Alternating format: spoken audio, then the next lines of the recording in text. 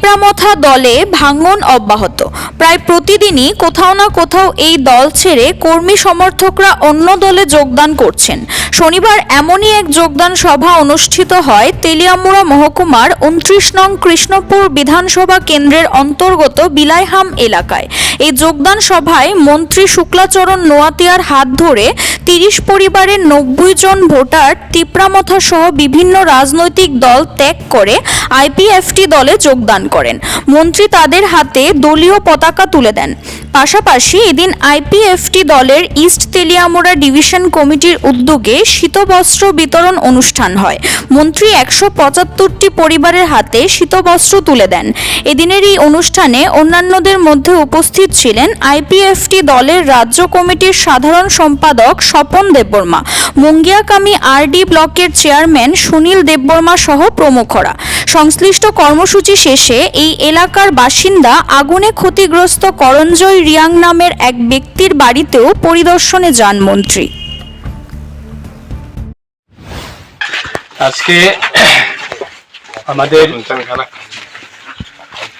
Party আইপিএফটির সংগঠনে একটা কার্যক্রম ছিল এবং সাথে আমাদের যোগদান সভা এই মঙ্গিয়াকামী আরডি ব্লকের এরিয়ায় অন্তর্গত বিলাইহামপাড়াতে আমাদের পার্টির একটা কর্মসূচি ছিল। এর শেষে আমাদের এই গ্রাম থেকে একজন আমাদের একটা পরিবার আছে, খুব অসহায় পরিবার, তারা পরশুদিন গতকালকে আচ্ছা আজকে এই রাতে সাডেনলি একটা ঘর আগুনে লেগে ছাই হয়ে যায়। আমার বিভিন্ন সামগ্রিক জিনিসগুলি, বিভিন্ন ইম্পর্টেন্ট তার কাগজপত্র বা ডকুমেন্ট এগুলি উড়ে গেছে। তাদেরকে তাদের পরিবারের বিভিন্ন জিনিসপত্রগুলি পুড়ে গেছে। সেটাকে লক্ষ্য করে আমরা আজকে আমাদের প্রোগ্রাম শেষে আমরা এসেছি তাদের পরিবারের সঙ্গে কথাবার্তা বলা এবং তাদেরকে একটা শান্তি দেবার ক্ষেত্রে। সেই কারণে আজকে আমি এখানে এসেছি।